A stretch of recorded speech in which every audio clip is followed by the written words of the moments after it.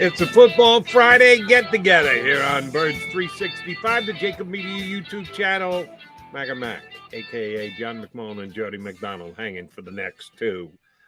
J-Mac, where do you want to start with today's show? We can either talk about a guy who zoomed in for the Eagles or a guy who zoomed out for the Eagles.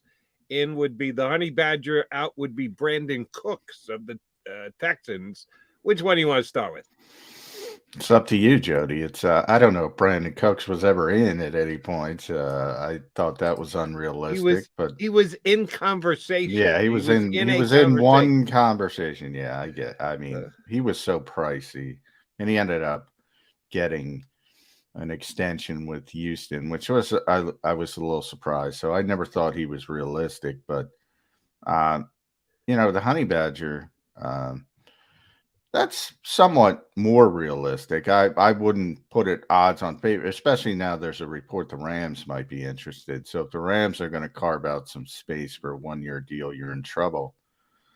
He certainly seems to want to play back in New Orleans, but it doesn't seem like New Orleans wants him. So, that's one that if the market isn't there, sort of like Steve Nelson last year, the Eagles can offer, hey, come in here, you'll start. You're right back on the free agent market. Maybe, at his age, it's probably not going to happen, but that's how you kind of spell it for the player. And that one's a little bit more realistic. And I know you know this, but just to officially note it, if Brandon Cooks is a little pricey, guess what?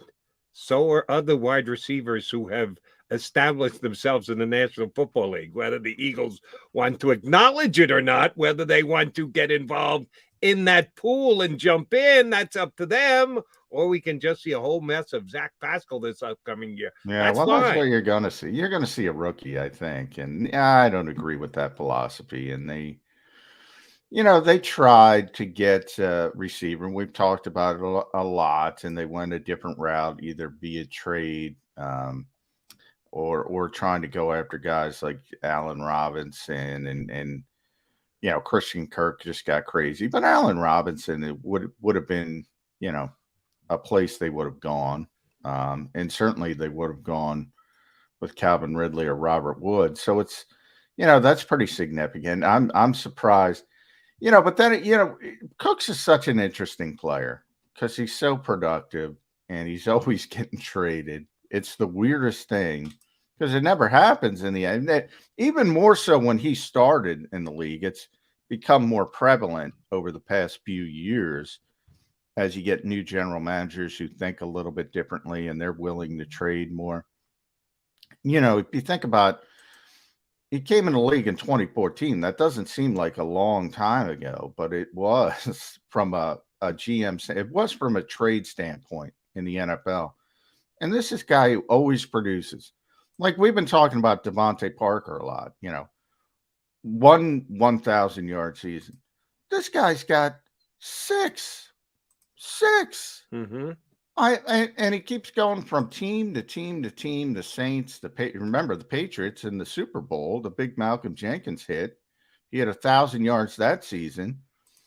Basically the Patriots, they've had two receivers, Randy Moss and Brandon Cooks for 1 year, who was really productive. And I'm exaggerating a little bit for effect, but they're not typically a great wide receiver team. Then he goes to the Rams. He gets 1,000 yards there. Then he goes to the Texans and he gives 1,000. I mean, the guy just produces. And for whatever reason, he's always getting shipped off. He's always getting traded. I can't understand it. But I never heard serious interest with the Eagles and Brandon Cooks. And look, I think they'd be willing to go after certain players. And we know the certain players. I mean, Calvin Ridley's pretty high on a 5th-year option. Robinson got a nice little deal, but not crazy. And that's more in the realm of where they wanted to be. But that Brandon Cooks falls into that range. Well, not money-wise. He's more expensive. No, more expensive than Allen Robinson? Well, he got, average annual. Now, all these hokey numbers, and we'll see when it's spot. He was scheduled to make $12.5 million a year on his original contract, and he just signed an extension that can make him up to $20 million a year. So he's more expensive, yeah. Now we'll see. Again, all these things are framed. We talk about all the time, framed, in a player perspective. But even if you forget the extension, and the Eagles would have had to work out extension. And even I wrote about it or talked about it a little bit somewhere. And I said, well, they have to bring that cap number down if they're going to bring Brandon Cooks in. Sure. And that was on the original $12.5 million. Now, somehow you can, Howie does it all the time with avoidable years, and you can push things off to the back end. But I don't think they want to be up in that average annual value range for Brandon Cooks. Maybe they would change for an AJ Brown or somebody like that. I just never got the feeling they wanted to be in that range. At least we know that they inquired before the new deal was done with the Texans. They got the new deal done, which most people assume means he's staying put, but that's not even a given. Yeah, that's not even a given. They could do an about face pretty damn quickly if they wanted to, but they've redone his contract, and he can always redo it again. So we need to wait for the details on it, but that's just another proven veteran wide receiver that the Eagles may have inquired on, may have had interest with, but didn't get done. And that's the only thing that matters, is eventually got to get it done. You can ask on everybody. You can talk on everybody. You can even make offers on everybody. The only thing that really matters at the end of the day is, did you add him to your roster? And as of right now, that's not the case with Brandon Cooks, who looks to be, not definitively, but looks to be staying in Houston this upcoming year as productive wide receiver you're going to find, as John just noted, throwing all those stats at you that he's accomplished and put up over the last couple of years. The other guy they did actually have a conversation with, not on or about, with, was the Honey Badger yesterday. It's one of those good news, bad news situations. Good news is, wow, they talked to him. They had a sit down with him. Well, not a sit down, but they had a conversation with him and told him what he could do in this upcoming Eagles defense and how he would be a fit. I'm sure numbers would discuss with his agent. I don't know if they would discuss with the player or not. I would guess not. But the fact that they had the conversation with him is a good thing. The fact that it was virtual is not really a good thing. If he was really motivated to become a Philadelphia Eagle and believe this was a possibility, it's not that hard. COVID is somewhat in our rearview mirror. You can get on a plane these days, and you can get to Philadelphia. We're not asking you to fly halfway around the world. Get up from Louisiana to Philadelphia could have been a doable thing. He chose not to. I'm not putting a lot of stock in the possibility of the Honey Badger landing here. And oh, by the way, I did see, I think it was Rappaport had the report on him that he's in no rush to sign. Right now, he's more worried about family and getting into the best shape possible. Can I throw the BS flag on that one, Johnny Mac? Sure, throw it. Throw it out there. I don't believe that for a millisecond, Rappaport. No. Throw it out there. Why the hell would you even put that out there? Other than it was spoon-fed to you. You know why, Jody. You know why. The money isn't what he wants it to be yet. It is the game of the information broker, trademark Mike Sealski. I always give him credit for that. So that is, that's what you do. To get the information, you got to spin things in a way that the player and the agent want it spun. Flag on the play. Yeah, well, you're right. And by the way, when you say there's little, I think you're right. I think the Eagles are the safety net for that particular player. But guess what, Jody? What's today's date? April 8th? Today would be the 8th, big guy. April 8th. Joe Banner was out there calling Tyrann the big name trap. People around this league, all you got to say, he's out there on April 8th. That tells you a lot. And people aren't banging down his door. And the longer it goes on, the more chance it is that he's going to have to accept to play on a 1-year deal and go back on the market hopefully next year. And if the Rams aren't interested and the Saints aren't interested, well, guess what? Here comes the Philadelphia Eagles around the corner. And this might be a situation where they just luck out. And sometimes we talk about it all the time. Sometimes it's better to be lucky than good. And when I say big name trap, which I kind of agree with because this is clearly a descending player. While he's clearly a descending player, he is much, much better still than anything the Eagles have at safety. And he's also the kind of versatile safety that Jonathan Gannon has always talked about and always talks about Harrison Smith. So he's that movable piece, would be the most versatile player in the Eagles' back seven since Malcolm Jenkins. I mean, he can play all over the place. So he's a fit from that standpoint. And I think it's realistic because I don't think the Saints want him. They had him in the building, and that's how this league works. If you want a player and you get him in your building, he's not leaving your building. The Rams, now that concerns me because if the Rams can carve out some spot, you can see him joining Bobby Wagner and going that route and trying to win the Super Bowl. And that one concerns me a little bit more. But if those two teams bow out and nobody else, sort of comes up out of nowhere, yeah, the Eagles might have a realistic chance. And here's one of the things that concerns me about the Honey Badger. If the Eagles sign him tomorrow, I'm going to tell you the Eagles upgraded their talent on their team, and I'm going to be happy for it. I've liked the kid since he was a Heisman Trophy finalist, as a matter of fact, and I thought fell unwarrantedly down to the third round. Yeah, I know he had some marijuana issues back then. Well, that doesn't matter anymore. It mattered back then. It doesn't matter anymore. Exactly. Here's my only 2022 issue with the Honey Badger above and beyond how much he's going to cost. And you said it's a 1-year deal. Oh, no, it'll be a multi-year deal. Well, yeah. It'll be a multi-year deal with disappearing years, which Howie Roseman is very good at.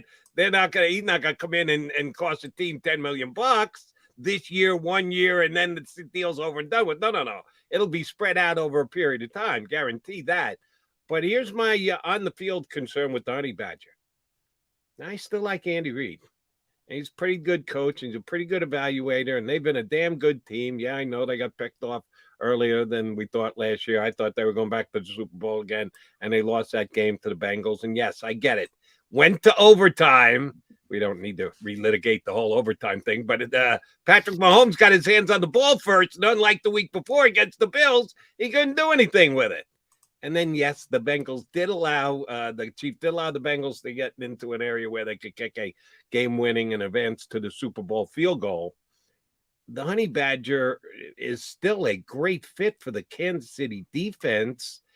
And from what I can judge from afar, they basically washed their hands of him and moved on. Not because they think, oh, he's done, but they knew what the cost was going to be, and they wanted to allocate their resources elsewhere.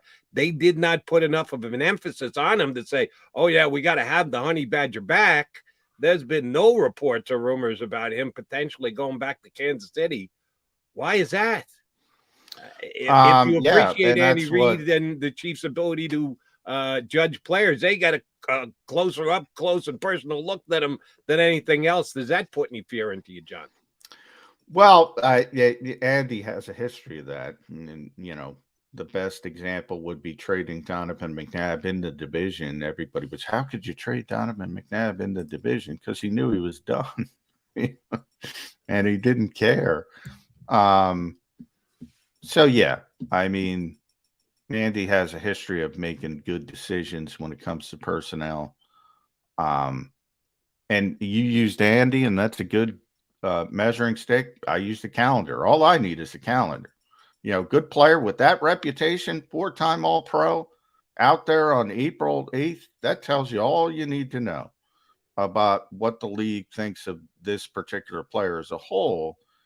And that's exactly what not that he's not necessarily done, but that he's clearly a descending player.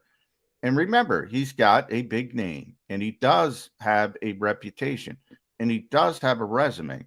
So it's very difficult for players like that to say, oh, I'm not, my days of being, regarded as one of the top safeties in this league from a financial standpoint. It's very hard for players to give that up and to give that thought process up. He's not even turning 30. This is kind of amazing. He's not even turning 30 till next month, which is, a bad word in the NFL. But this will be his 10th season. He's been playing a long time, and he's been playing a lot of football. And, that there's wear and tear in this league that is real. So look, 1-year deal, I'm all on board. And I hope people realize that when I say that, as you mentioned, there's going to be voidable years. That's baked into it. That's how the Eagles do business. But effective, real world, he's going to get 1 year, $10 million, let's say, for sake of argument. I'd be okay with that. No problem whatsoever. Here's the one balancing act you have to do with the calendar. You're right, though.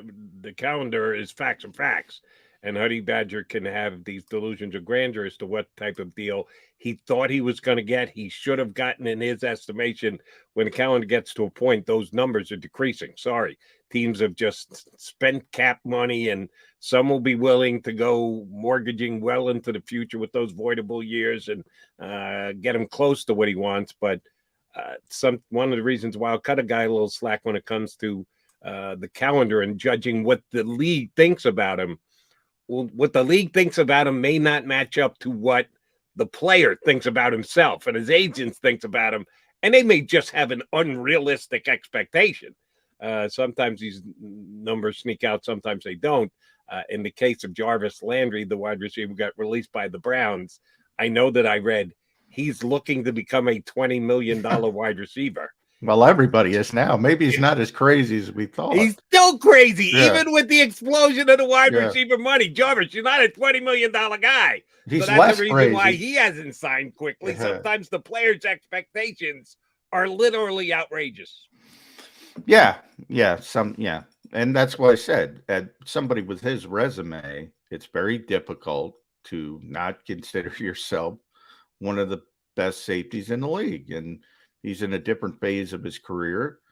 And at some point, he's going to have to accept it if he wants to continue to play. And there's no evidence to point that he wants to walk away. So it's just a natural sort of path players take in this league. And it's always difficult.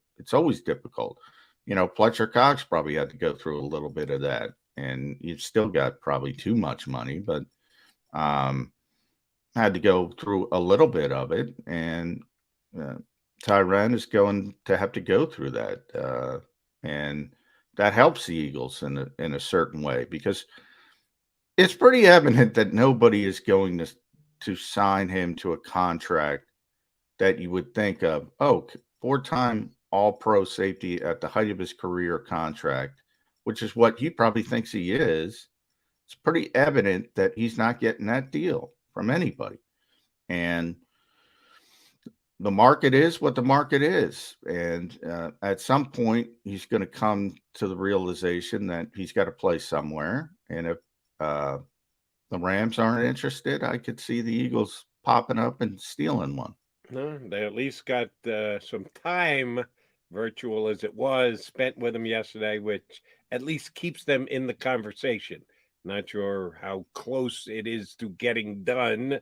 And if the goalpost moved a little bit, it's better than not moving at all. But I would not say that it was close. And if Fletcher Cox had to go through, how long was Fletcher Cox on the open market, John? Less than 24 hours? Well, I just meant essentially he had to take a pay cut, which isn't easy for a player of that stature. Can I take a pay cut to $14 million per year? I get it. I'd volunteer for that right about now. But Jody, if you're making for sake of argument, 20 million for years and years and years, and all of a sudden they say, "Hey, we're going to cut you down to 14." You might have a different sense. Now, people like you and I find that hard to, wrangle with, because we're like, "All right, it's fine." You lie, and about 98% of the population. Well, we're not, but that's the reason we're 98%, and they're really, it's 99.9%, and they're at the top of their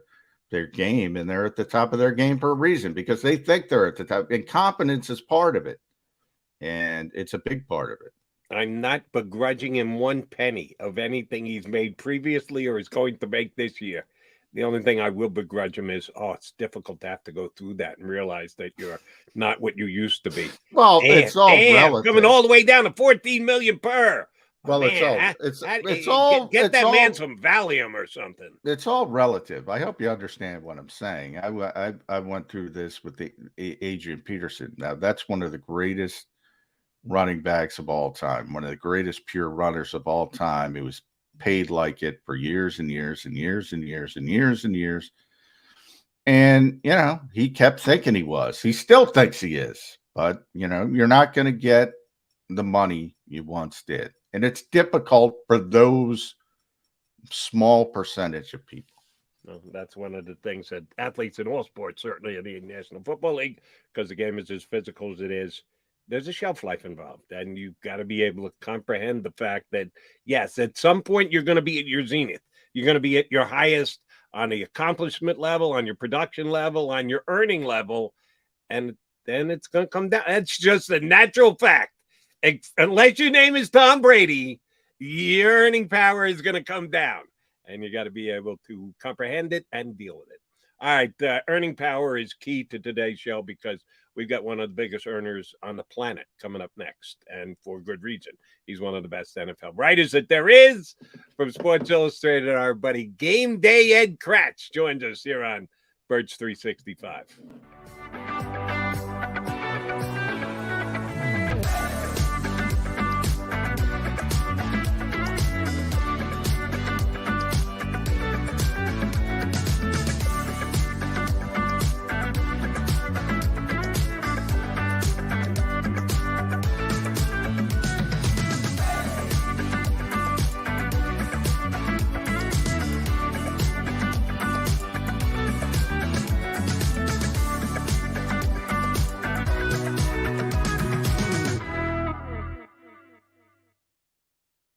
Imagine for a moment that you went to work today, and when you came home, you were catastrophically injured. Your life and your family's life. That's what happened to union construction worker Mike Little. I was scared of what the end was going to be, but to be 100% honest with you, I knew I was going to be all right just by talking with Brian. In my heart, I just knew everything was going to be all right. Call the firm and find out why they say, "We got this." Call 215-458-2222.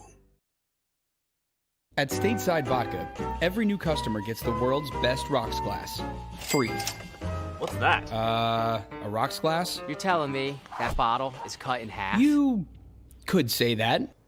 Holy shit. And you're telling me I can get one of these glasses for free? That's right. One free rocks glass per customer with each first-time purchase of Stateside Vodka. So good, it just disappears.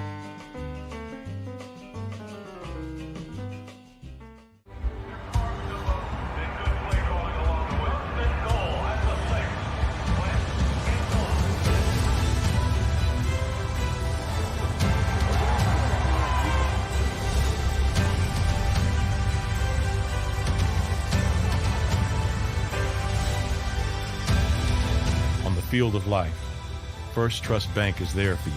Champions on three. 1, 2, 3. Because Philadelphia dreams deserve a Philadelphia bank. Go for the midnight dares. Go for the memories. Go for the view that goes on forever. Go for the bubbles in your bathtub and in your drink. Go to bed whenever you want. Or don't. Go for him. Go for her. Go for the win. Go to Ocean Casino Resort. Book your trip at theoceanac.com.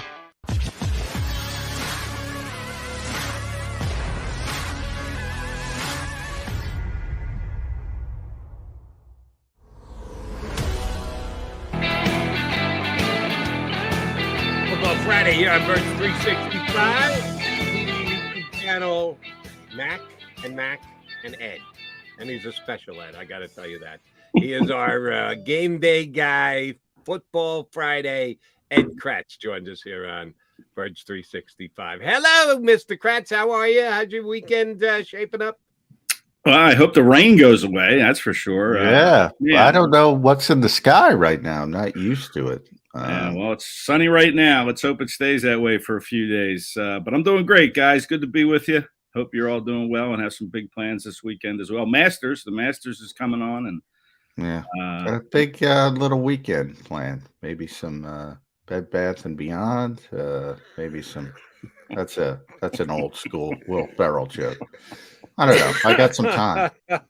You can relate to that, though, huh, John? That's it's quite telling. Yeah, well, yeah. That's sad, is what it is. Let's call it what it is.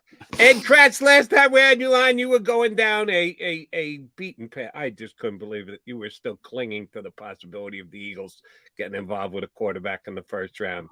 Are you pulling a Jimmy Kempski on us? You just have to touch all the bases and continue to throw out names so that you get a chance to inform people on every single player, or are you still clinging to that lost belief that the Eagles are in the quarterback market?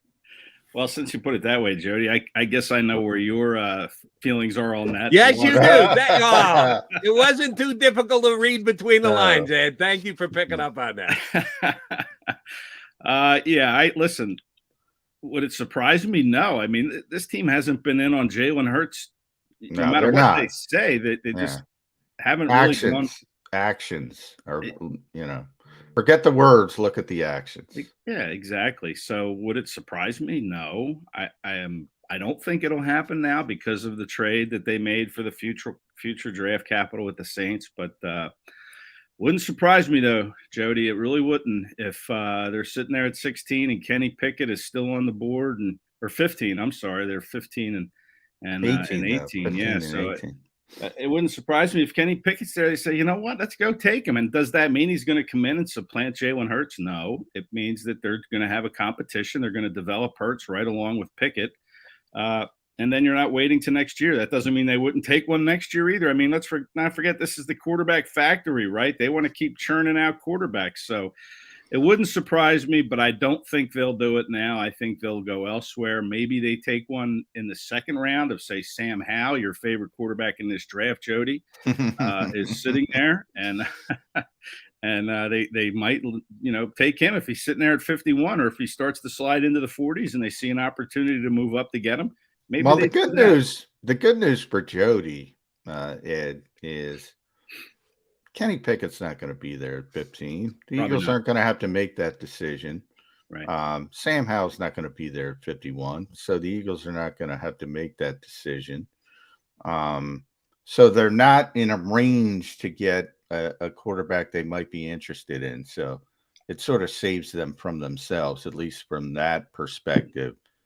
But if Kenny does get pushed up the board a little bit, which I think is going to happen, and I think Malik Willis is going to get pushed up the board a little bit as well.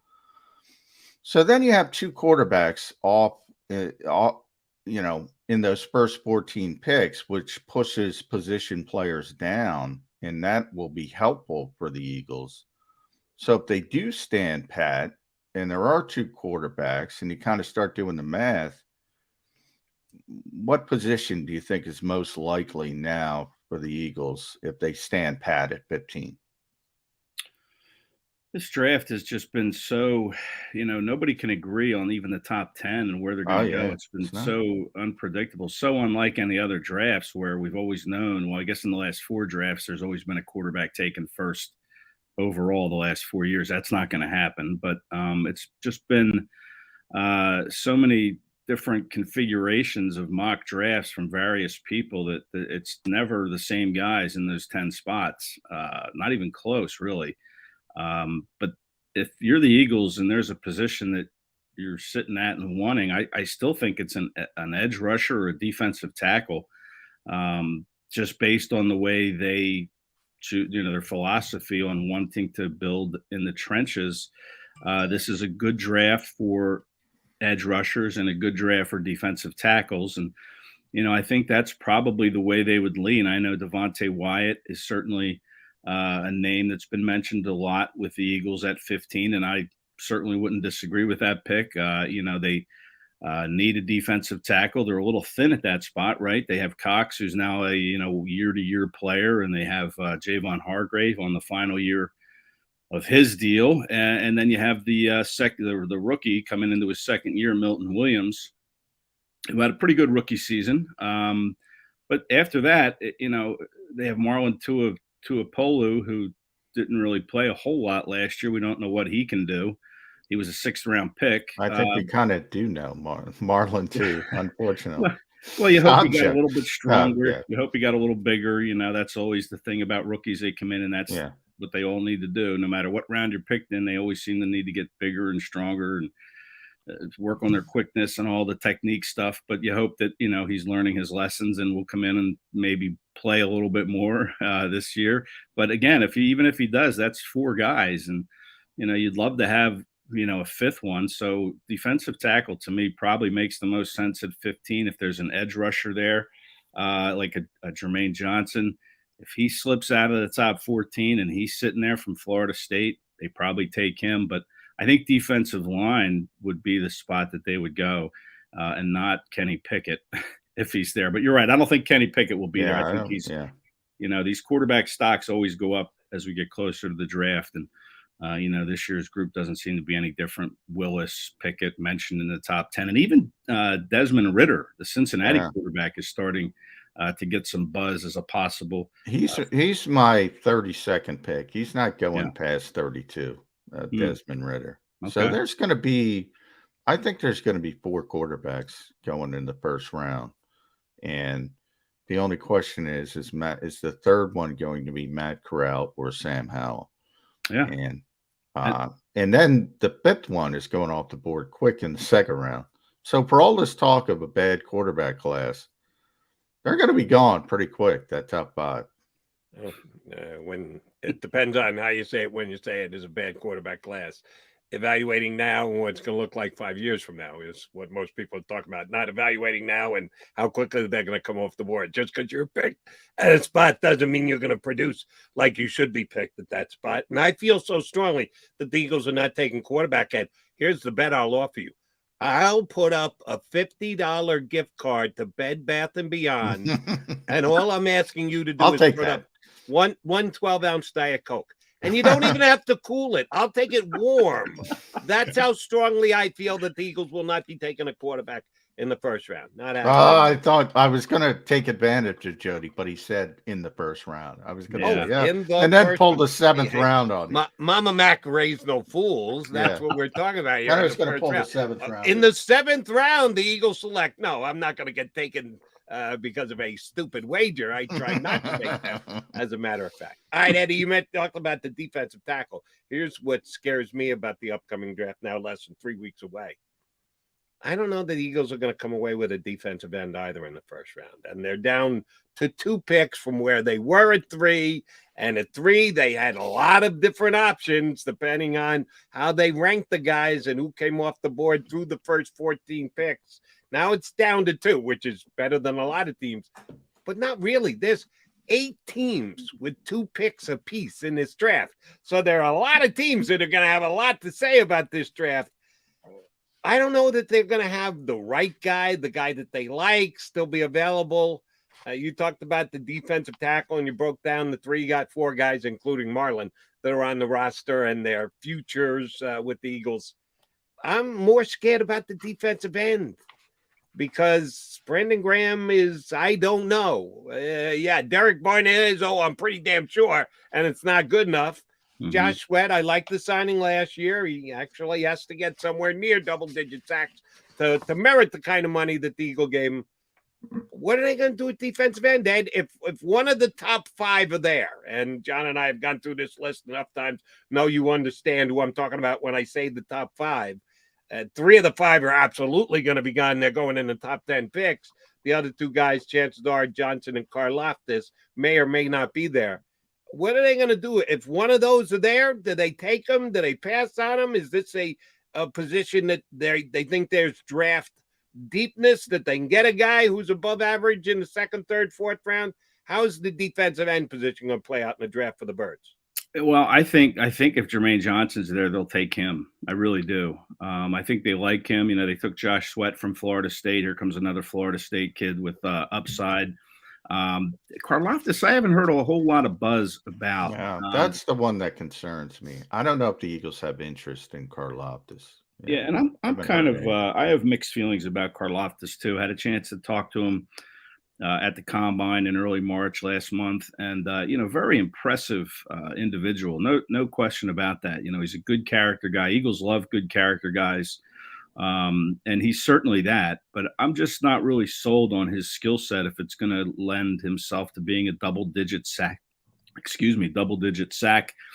player in the NFL. I just have questions about that. Whereas I think Jermaine Johnson can come in and become a double-digit sack player in the NFL. He's long. He's got good quickness, good explosion. Karlaftis to me is a little bit more stout, a little squat, a little more squat compared to Jermaine Johnson. So I think if Johnson's there, Jody, the Eagles will take him at 15. The question is he going to be there? And then you mentioned the second tier guys. I mean, there's still some pretty. Yeah, there's a lot of good ones. Yeah. We always talk about the top 6 and you throw Ajabo in there. It's a shame about Ajabo and that Achilles, because I think he would have been in play. I know the Eagles really liked him, and they may have even traded up a couple spots to get him if he were starting to slide. But, that Achilles, of course, is going to really push him down the board. You're not going to get anything out of him his first year. You know, you look at Sidney Jones. When he tore his Achilles on Washington's pro day, which was mid-March, he came back for the final regular season game in 2017 that year, but it was a meaningless game. It was against the Dallas Cowboys. The Eagles already had the number 1 seed in the playoffs locked down, but he played, and that was the only game he played. And then, there would be a similar thing with Ajabo. He tore it in mid-March like Jones did, and he didn't come back until the final regular season game. So Ajabo, you can pretty much write off his rookie year. And then you go into the next year where he's still developing into the player that everybody thinks he can be. He's got the high ceiling. He came to the game late, when he was 17 years old was when he began playing it. So, you're looking at not just missing the rookie year, but then his second year, you start to develop him. And then it might be the third year before he pays off. So that's a shame that, it happened the way it did. But, there are good guys there that the Eagles could take with that 51st pick and maybe even the 83rd pick. Guys like Nick Bontito from Oklahoma, Sam Williams from Mississippi. I mean, these are good second-tier edge rushers that the Eagles could look to get in the second round if they don't get one in the first round. Yeah, there's a lot of edge rushers, and I'd be very comfortable that they could get one that could help them at 51. And even if Ajabo fell that far, I think they'd go down that route. I think you got to be careful comparing him to Sidney Jones. You and I saw Sidney a lot over the years. Just he's got Devontae Smith legs, to be kind. I mean, it was different position. Cornerback, I think it's more important to have that explosion. Not that it's not an edge rusher, but you got to be a freaky athlete to play cornerback in the NFL. And Sidney was, and that kind of took him down a notch. And I don't think, we've seen Brandon Brooks come back from the same injury twice and, play at a high level. So I think it's a little bit different for those bigger guys. They can come back from that injury a little bit better. And I would jump at taking David Ajabo at 51. I don't know if he'll be there. I don't think he will be there. I think somebody will take that risk before the Eagles. But I do think there's a ton of edge rushers, and that's one of the deepest positions. But I want to shift it to the offensive side of the ball. Are the Eagles kind of hamstrung, Ed, by the inability to get a veteran receiver? Brandon Cooks, the latest, little bit. I don't think there was much to the Eagles' interest there, but there was a little bit of a late rumor that they checked in on his ability. He signs an extension with Houston. And here we are. They don't have an upgrade unless you consider Zach Pascal an upgrade. The does that hamstring them by saying, okay, 15, 18, we got to take a receiver at one of those two spots? Well, I mean, as much as they would like to have a veteran receiver, there just doesn't seem to be, they just don't seem to be thinking along the same lines everybody else is, really. I mean, DK Metcalf's name's been thrown out there. Certainly, he would make a good option if they were to go that way. I don't know what he would cost, and then you're going to have to, throw him a lot of money to extend his contract. Laviska Shenault down in Jacksonville, I mean, he's not quite a veteran. He's only been around for 2 years, I believe, but he's a guy that could pop free as well. The Jaguars loaded up at the receiver spot. So, maybe they're talking to Jacksonville about Shenault. But I think it does put them in a little bit of a bind as far as getting a receiver. Nick Sirianni doesn't feel like Zach Pascal is a Band-Aid. I really think Sirianni believes that Pascal can come in and take advantage of his offense and kind of be the player he was when he had him in Indianapolis. And, we'll see if that pans out. But you look at a receiver they could take in the first round. Everybody likes the Garrett Wilson and Chris Olave and Drake London. But you got to keep an eye, I think, on Jameson Williams from Alabama. His potential is to be the best receiver in this class. And if you're the Eagles, and I know he's coming off the ACL, which he tore in the national championship game in mid-January, but it was only about a month after Landon Dickerson tore his ACL at Alabama and went into the draft, and the Eagles took him in the second round, and Dickerson played all year for the Eagles. So, if you're the Eagles and you say, look, we still have Jalen Reagor and Zach Pascal in our receiving room, that can get us through the first month if we take Jameson Williams and then he comes back in October and becomes the Jameson Williams everybody thinks he can be, which to me, he's the best receiver or has the best upside of any receiver in this class. And other people feel the same way as I do. But if you're the Eagles, you think, okay, he's going to come back from an ACL. We saw Landon Dickerson do it, played the whole year for us. He's got the most upside. That's what this is about is, building this roster for maybe a run in 2023. You take another step in 22, but maybe 23 is when you think, okay, this is when we can really make our Super Bowl push and be serious threats to do it. If that's what it's about, then Jameson Williams makes some sense for them. And it's only a month you get through with Reagor, Pascal. I know that's not going to be popular with the fans, but then you introduce Jameson Williams to this lineup in October, and let's see where it goes from there. So I think he is somebody that I've had in my first two mock drafts in the first round, and I haven't come off of that since then. Even with the 2 picks now instead of 3 picks in the first round, I still think Williams could be in play for the Eagles.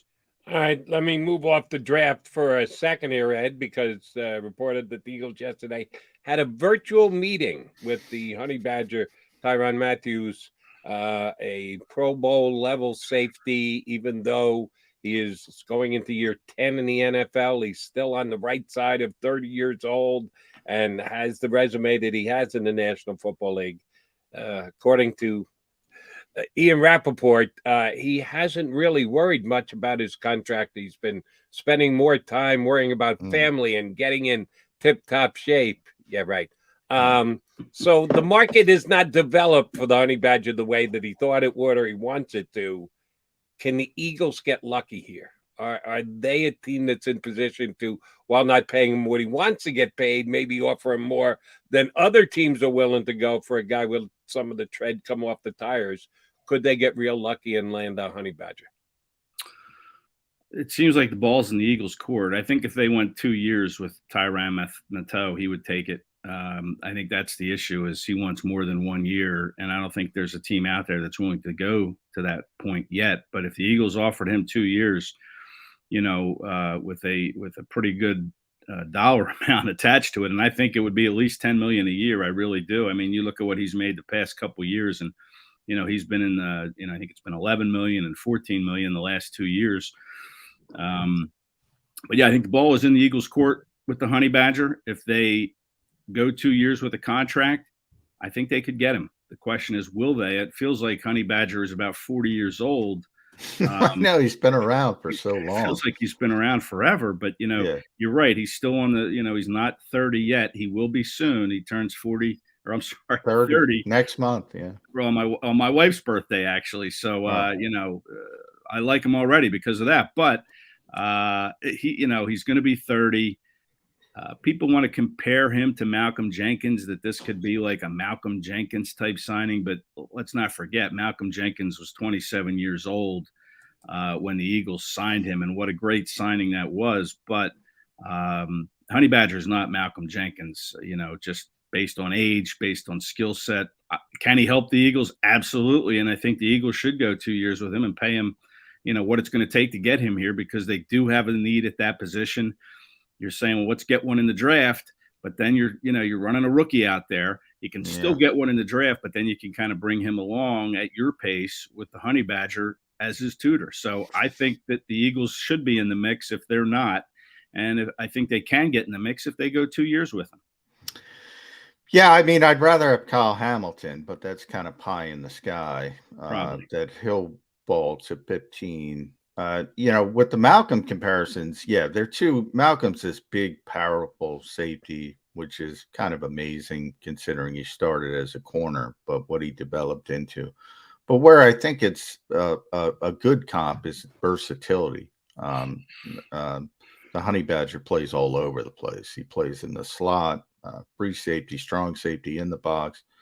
And they haven't had a player like that since Malcolm Jenkins. And you heard Gannon last year a number of times mention Harrison Smith, who he had in Minnesota, as that type of safety. I think he wants that type of presence on his defense.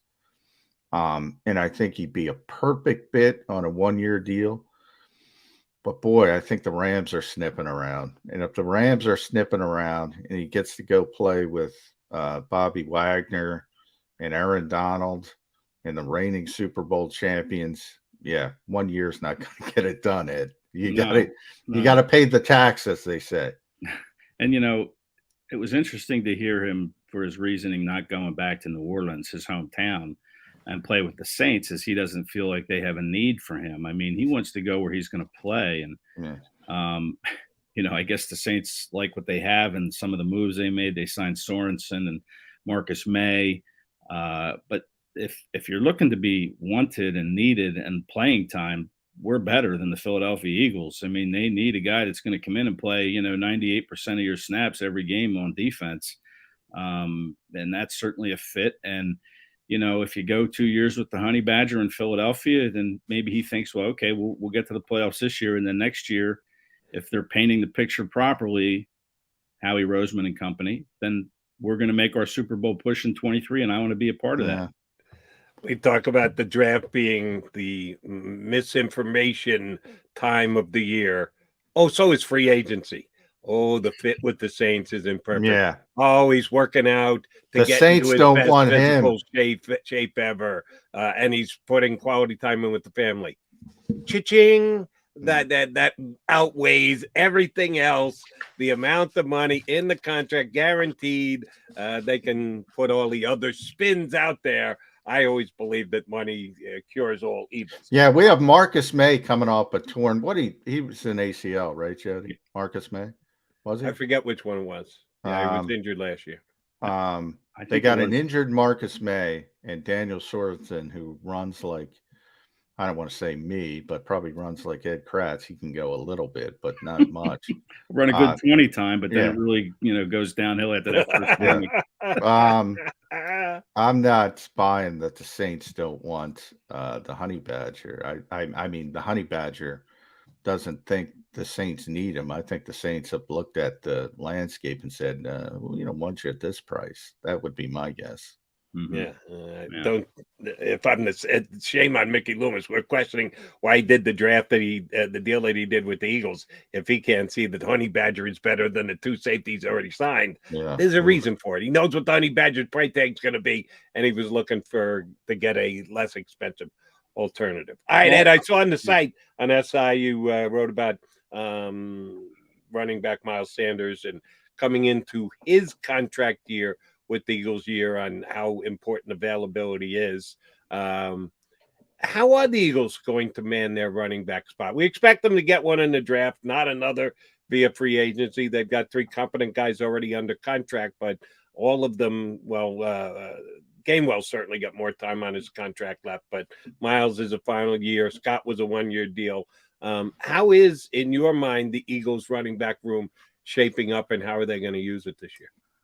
Well, they're gonna try to make sure Miles Sanders is going to be the guy, right? They'll use Kenny Gainwell and Boston Scott, but this will be Miles Sanders' show. He's down in Houston working out, getting ready for the season.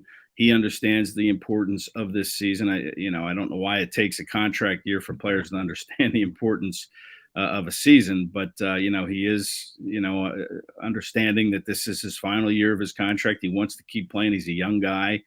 And I think he'll be the Eagles' bell cow once again. But the issue with him, obviously, has been staying healthy. And if he can get through 17 games and he can be a 1,000-yard rusher, which shouldn't be that hard in a 17-game NFL season now. But if he can get to 1,100 yards and, catch another 30 to 40 passes and add another 400 yards in that area of the game, improve his pass blocking, then he'll stick around on another contract. That's a lot of ifs for Miles Sanders. And he sees what the Eagles have done with other guys, his teammates, giving them extensions after they've shown that they've deserved them. And, maybe his hope is, for the first month, if he can, really shine, the Eagles will extend him before the season even reaches the halfway point. But he's got to go out and prove it. And it is an issue because, like you mentioned, Jody, they only have one player under contract at running back after this season, and that's Kenny Gainwell. So, yeah, I think they'll draft somebody, in the draft, but probably on the third day. And there are some good running backs that will be available on that third day, and I think they'll try to get one of them. But, yeah, I think the ball's in Miles Sanders' court. He's got to come out and he's got to show that he can be the guy, and the Eagles, to me, are going to give him every chance to be the guy. And now he has to take advantage of it, and he's working hard to try to make that happen. All right, Ed, last one from me, and follow Ed on Twitter at Kracz E. That's KRACZESI.com, obviously /NFL/Eagles. It's top 30 visit season.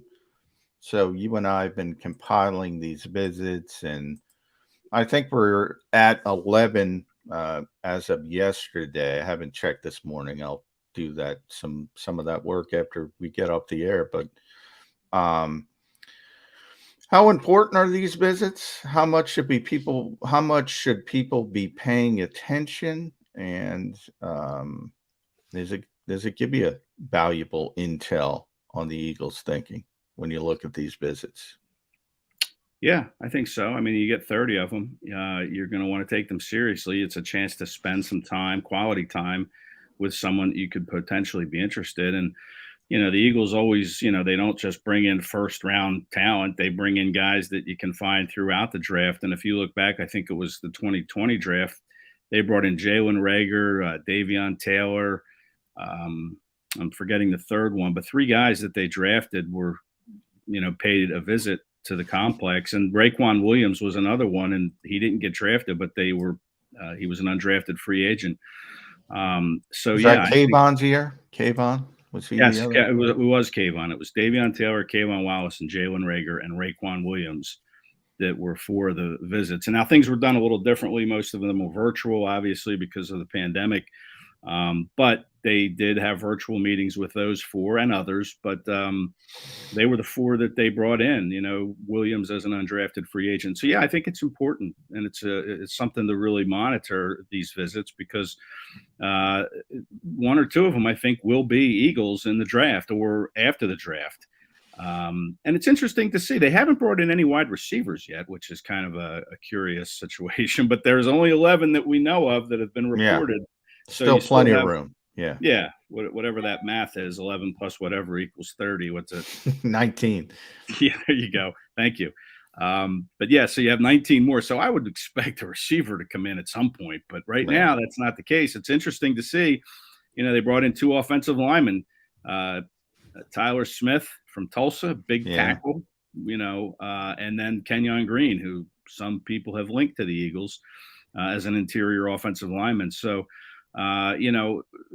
it's interesting to see. It's certainly in play. The offensive line as well, getting back to the start of the show, talking about the Eagles' love for the trenches, it certainly applies to the offensive side too. And maybe these two guys are going to be in the mix somewhere in the draft, or that position anyway could be in the mix in the draft. So I think it's always interesting to see who comes in for a visit. So Eddie, let me take it, follow up and take it one step further. You just gave us some good info on the draft from just 2 years ago when the Eagles, we know who they drafted. You can look back and say, well, but who did they meet with ahead of time? Pretty damn big percentage. So that tells you plenty. Can you read anything into the order in which they come in? Because as soon as the combine is over and done with and the pro days have been out, you can start to schedule these meetings. 11 have already taken place. They've got an option on 19 more. Does it tell you more if they're one of the first handful that come in? Does it tell you more if they're one of the handful closest to the draft? I don't know if you've done this number crunching yet or if your memory serves you best, but is there anything to be read into when these pre-draft meetings actually take place? Yeah, I don't think it's a very good idea to rely on my memory. It's not the best at times, but yeah, that's a really good question. I don't know the answer to it. I haven't crunched the numbers, and like I said, my memory would not. There's a column for you, Kracz. I give you a hand, give you a lift up here.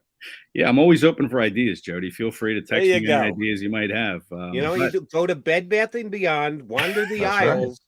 And maybe columns will come to you. Maybe some Lowe's, some Home Depot. If I got some time, I got to find the water cooler, right? Yeah. Go hang by the water cooler and see what everybody's talking about. Yeah. Hey, real quick, I said last one, but I want to get this in.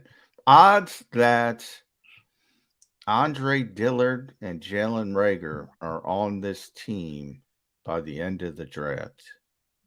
Yeah, well, you could throw Gardner Minshew in there as well. Oh, all right. And because Eddie's got him drafting a quarterback. I forgot about that. So yeah, that's right.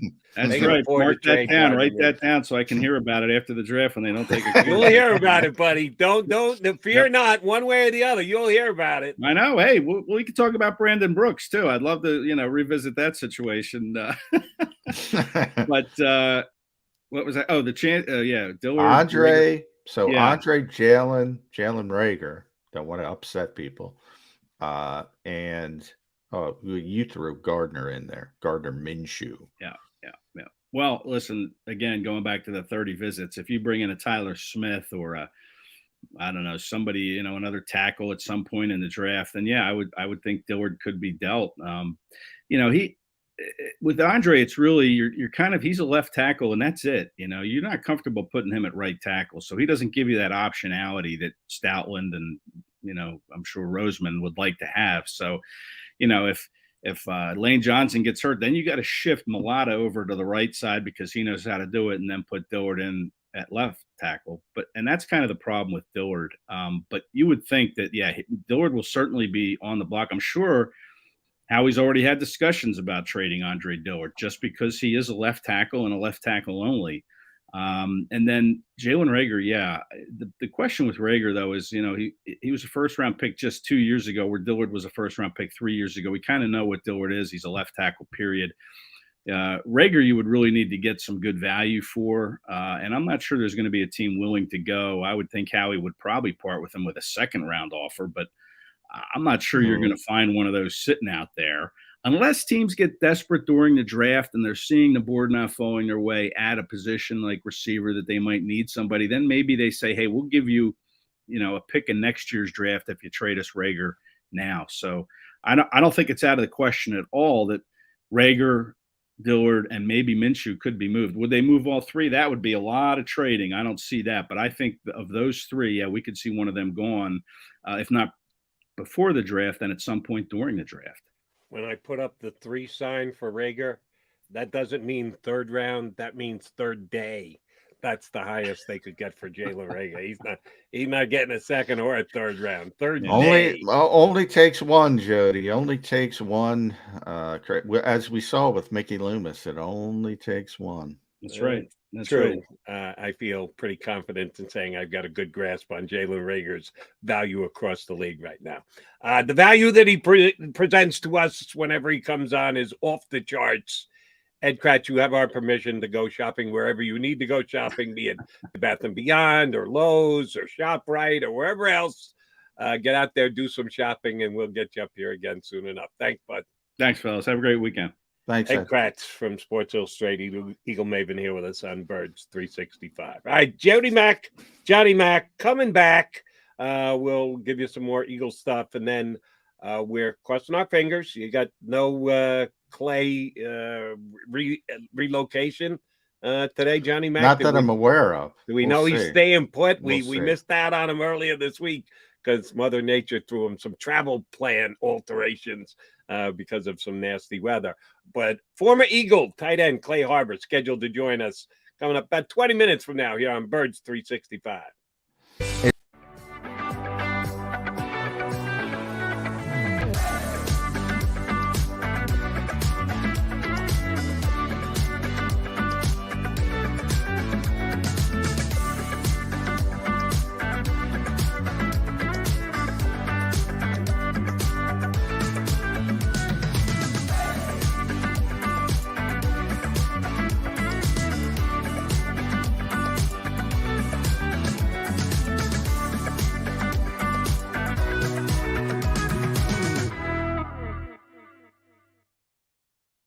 Imagine for a moment that you went to work today and when you came home, you were catastrophically injured. Your life and your family's life. That's what happened to union construction worker Mike Little. I was scared of what the end was going to be, but to be 100% honest with you, I knew I was going to be all right just by talking with Brian. In my heart, I just knew everything was going to be all right. Call the firm and find out why they say, "We got this." Call 215-458-2222.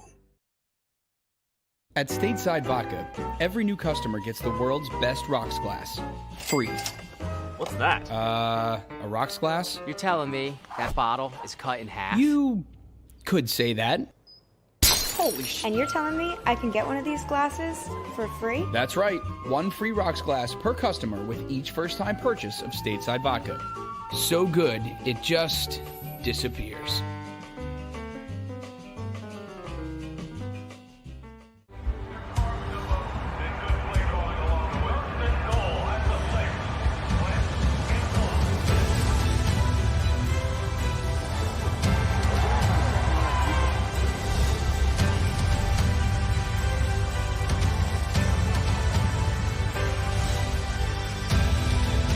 Field of life, First Trust Bank is there for you. Because Philadelphia dreams deserve a Philadelphia bank. Go for the midnight dares. Go for the memories. Go for the view that goes on forever. Go for the bubbles in your bathtub and in your drink. Go to bed whenever you want. Or don't. Go for him. Go for her. Go for the win. Go to Ocean Casino Resort. Book your trip at theoceanac.com.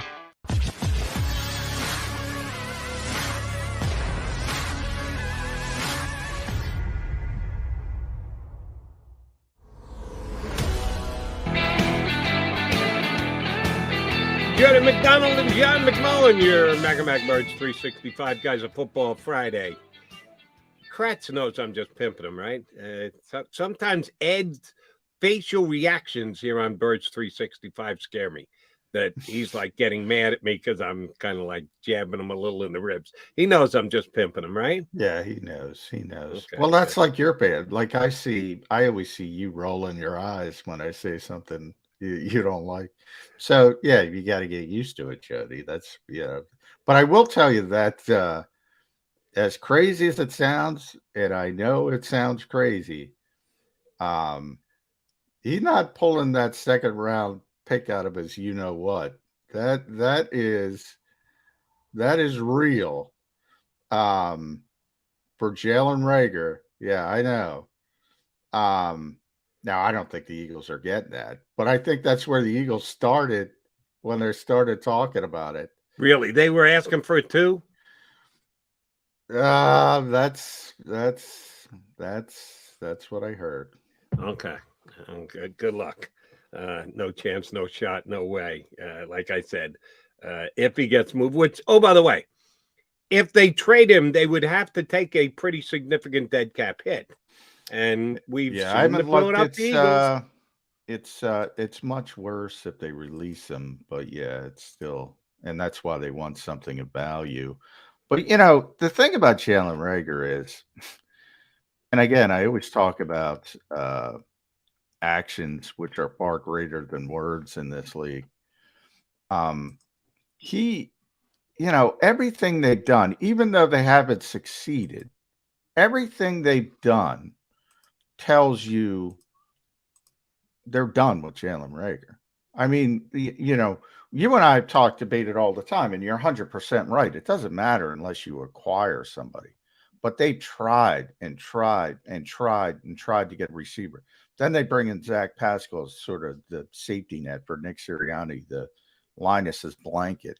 Mhm. Right now, if they don't add somebody in the draft, which is not going to happen, they are going to add somebody at some point. Even if they don't, by some strange cataclysmic event, they have no plans on playing Jalen Reagor. So, I mean, why is he going to be here? Why is he going to show up to off-season work? Why is he going to show up for little off-season work that they want? He's not happy. That's pretty clear by the way he's acted on social media in the past. And by the way, he shouldn't be happy. He wants a change of scenery. The Eagles want to change the scenery. I don't see how it's tenable. So they got to do something. They got to get him out of here some way. And they will be able to get something. Yes, I've had the same reaction of you when I heard second round pick. It was probably worse. I was like, are you flipping kidding me? And then everybody, it does only take one dumb team who might go back to the college tape and say, well, we can make something, egos. But when I say that, I find it very hard to believe that. But I do think it's almost 100% that Jalen Reagor's not going to be here come training camp, and probably not even mini camp. They don't have mini camp, but the OTAs in May.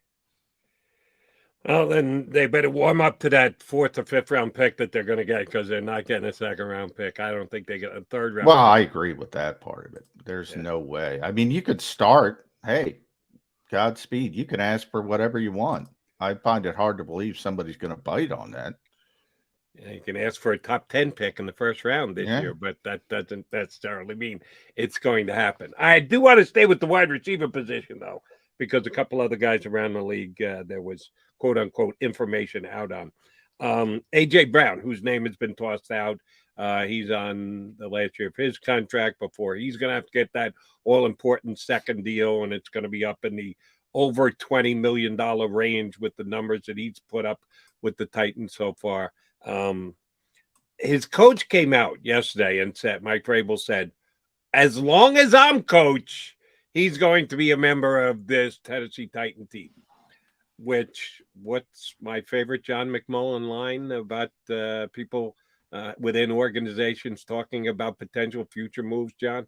Not under oath. Not under oath. Mike Vrabel is not under oath when he says, as long as I'm coach, AJ, but unless he's the one who's going to go into his own pocket to cut the deal for the new contract that Brown is going to make, he might be talking out of turn, and or he's putting out information that he wants out for varying reasons. There's a reason why that rumor got started, because it makes some sense. If Tennessee believes that he is that type of a receiver and he's in the next group down from the Adamses and the Hills of the world, well, it's real easy. Get a deal done. But they haven't been able to do that yet. So there have been rumors out there that he could be available as per a trade. But the coach wanted to back those rumors off for whatever reason. You buying what the coach is saying? Certainly not a end-all be-all statement of he's not being traded, but Tennessee being less likely to trade him or less motivated to trade him. What do you take of the Mike Vrabel statement yesterday? I don't think they want to trade him. It becomes a situation. I don't think the Chiefs wanted to trade, Tyreek Hill. I don't think the Packers wanted to trade Devontae Adams, to be honest. Sometimes it gets to a point where you feel you have to trade a player. So I think there's two different sort of, sides of the demarcation line, so to speak. So, that the Packers essentially offered the same contract. Some say it was a little bit better, and Devontae just wanted to go. And Tyreek Hill, again, the Chiefs thought they were extending the guy, and all of a sudden it turns bad. So these things happen really, really quickly. And when Ed was on, just looking it up again, the Brandon Cooks contract popped up in my text. $36 million guaranteed on his extension. It's a lot of money. $18 million, and AJ Brown's getting more than that. Way more than that, I would say. So we're in a new realm. We talked about it a little bit with Randy Mueller earlier this week at the wide receiver position. This is interesting because typically teams haven't done this. This is a sea change at this particular position. And it's you can see one local team trying to hold the line the best they can, but the water is just flowing in, man. It is breaking the dam. And I don't know if Tennessee wants to pay that kind of money. But it's not going to be up to Mike Vrabel. I know that. So he can say whatever he wants, and he can be telling the truth that he wants the player, but ultimately he's not going to be the one making that decision. And I got to give you credit because you were right, kind of projecting and predicting about the Brandon Cooks contract. It did come back more than Allen Robinson's contract. Yeah, it's bizarre. Which makes me think only one thing. The Eagles didn't go after Allen Robinson hard enough.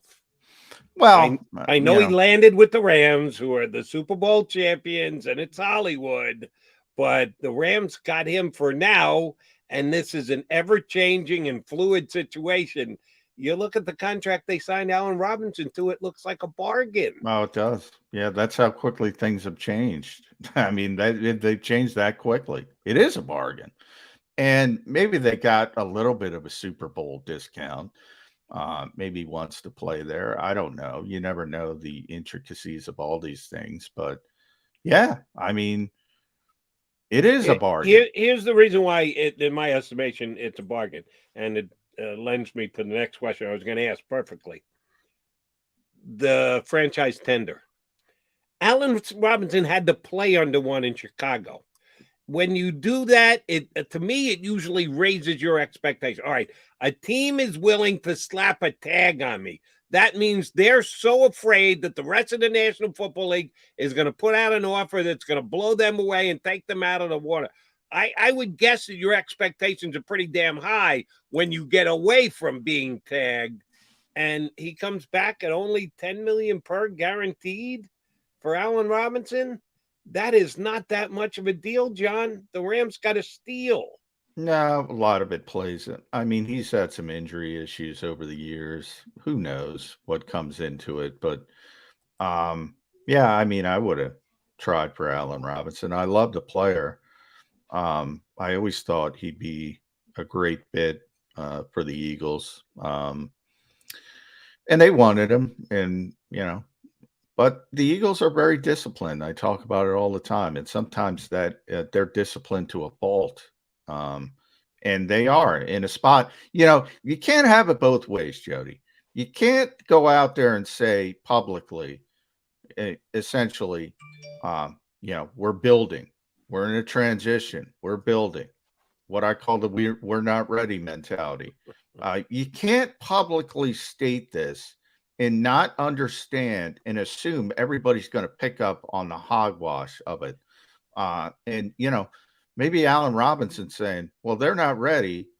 And I got a chance to go play with Matthew Stafford and Aaron Donald and so forth and Jalen Ramsey and on and on and on and on. You can't have it both ways. If you're going to act like I'll use a baseball term that you'll be very familiar with. If you're going to act like a small market team, people are going to treat you like a small market team. So you can't have it both ways.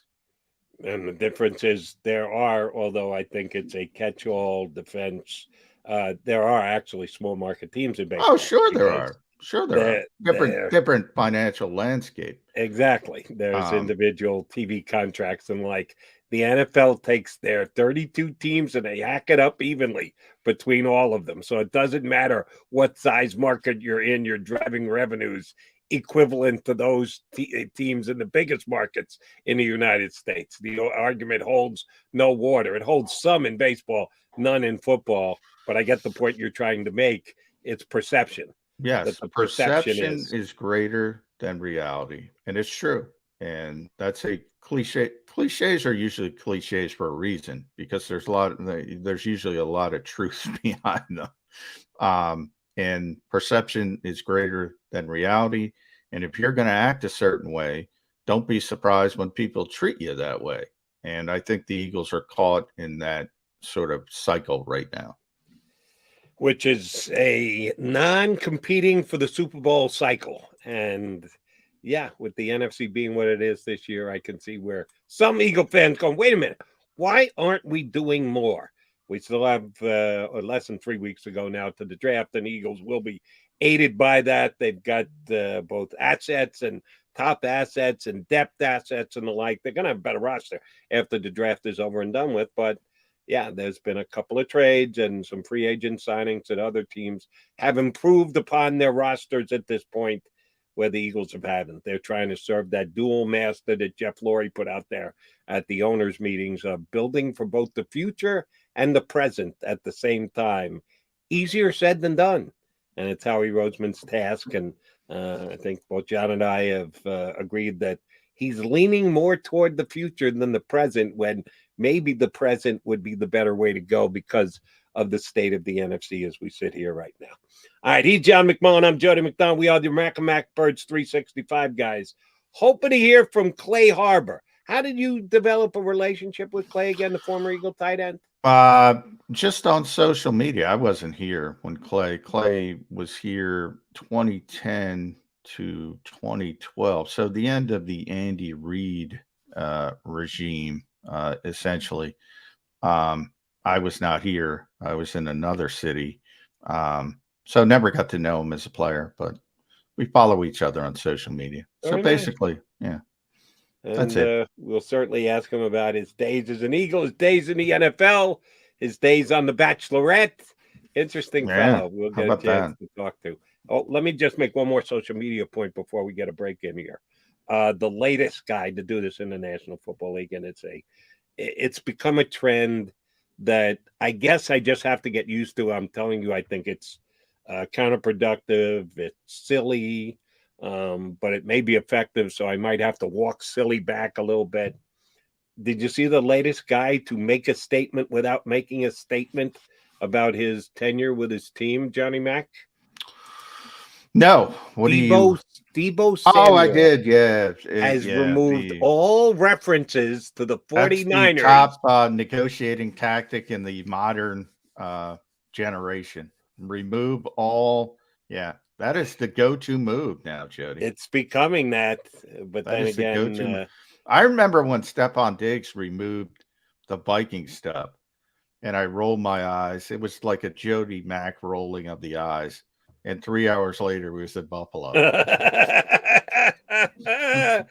what I mean. I don't like it, but you have to acknowledge it. It has had consequences before, hasn't, for Kyler Murray, who's probably the biggest name who's done it most recently, and supposedly now he's okay with the Cardinals. If you do erase them and then you put them back, I didn't even know how to erase them. I literally don't. I need Xander's help. If I wanted to do that, I couldn't even do it. I don't know how they do it. So God bless them.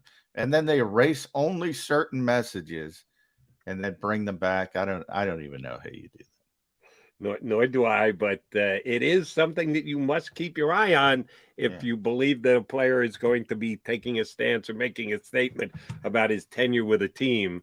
Debo out in Sanford. If you believe it's the be-all, end-all, that you can wave your magic Instagram wand and make things happen, Debo Samuel will be elsewhere soon. Jody, all these receivers are pissed, man. They're all looking at these deals and go, what about me? I just thought Debo, I love Debo Samuel. I love him as a player. I mean, I don't blame him. So everybody's got a top tier receiver. You know, they're quaking in their boots right now because they're all going, when are they coming in? The only guys who are safe because you can't have an extension are Cincinnati, because Chase can't ask for an extension. And Minnesota has one more year, I think, with Jefferson before he can ask for an extension. That's it. You got to have him in those first couple of years. Debo is just officially reached because I know he's still on his rookie contract, but he is now eligible for a contract. Yeah, he's I believe he is. Well, that's right, because he wasn't a second round pick. Second round pick. That's why he's coming up earlier. Yeah. Oh, that makes sense. So if you go to Debo Samuel's Instagram, you will not see any 49er mention. He has removed them all. The 2022 negotiation tactic of the National Football League. All right. Mac, McMullen, and McDonald here on the Birds 365 JAKIB Media YouTube channel. Yes. What are we asking you to do, Johnny Mac? Those of you who are streaming in right now. Like, share, subscribe. And none of them are all that hard. So please do that for us today. We come back. We're hoping to hear from Clay Harbor, ex-Philadelphia Eagle tight end. Hopefully joins us here on Birds 365.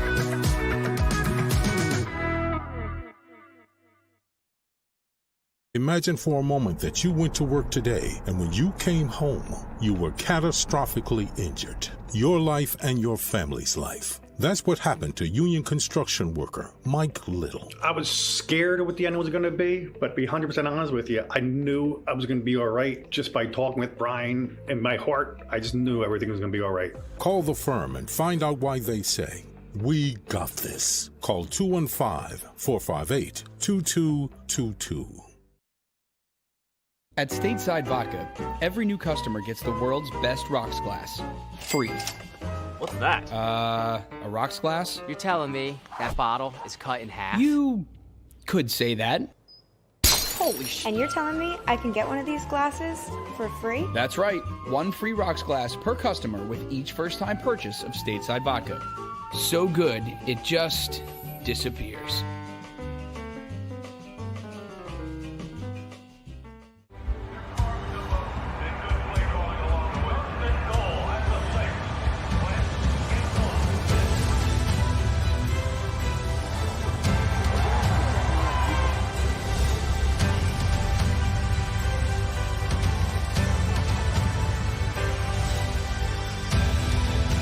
Field of life, First Trust Bank is there for you.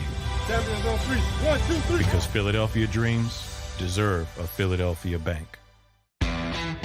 Go for the midnight dares. Go for the memories. Go for the view that goes on forever.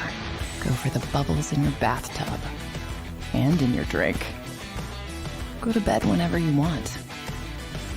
Or don't. Go for him. Go for her. Go for the win. Go to Ocean Casino Resort. Book your trip at theoceanac.com.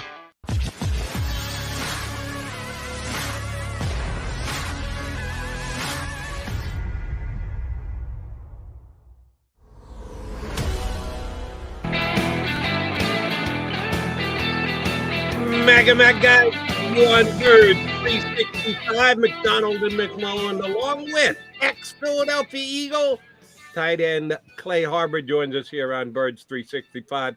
Clay, thanks for a couple of minutes, bud. How you doing? I'm doing great. How are you guys doing? Doing very well. Thanks for joining the show, Clay. I feel always when I have a former NFL tight end, I want to start the conversation at tight end. And your old team, one of your old team, the Eagles, Yeah. has one of the best tight ends in football right now in Dallas Goedert. From your perspective, when you look at the top guys, and we know George Kittle, Travis Kelce, how high is the ceiling, do you think, for Dallas Goedert as a tight end in this league? I think it's very high. I think right now he's already a top 5 tight end, in my opinion. I did my rankings a couple weeks ago, and I had Goddard right at 5. Obviously, you got Kelce, you got Kittle in my top 2 spots. I have Dalton Schultz 6. I have Mark Andrews up there in the 3. Mark Andrews, yeah. The last couple of years, he's been playing great, and then after that, I think it's Goddard. He's close. If you look at his career numbers, he's got almost 200 catches, 2,300 yards, 16 touchdowns, and he's better than but for half a season, right? So I think it's really incredible what he's been able to do now that they've really handed the reins over to him. I think he's going to come into his own, have his first full season of work with Jalen, with the team, and the way he can catch the ball, his size, his speed, his routes, and his run after the catch, I think sets him apart from a lot of other guys. Clay, we're only now 3 weeks away from the draft, less than that.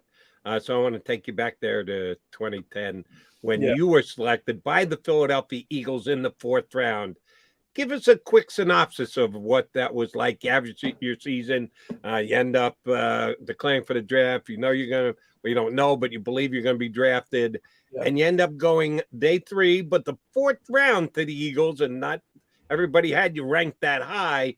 Talking to the Eagles, believing that they might take you, then what it was like when you found out you were going to be a Philadelphia Eagle.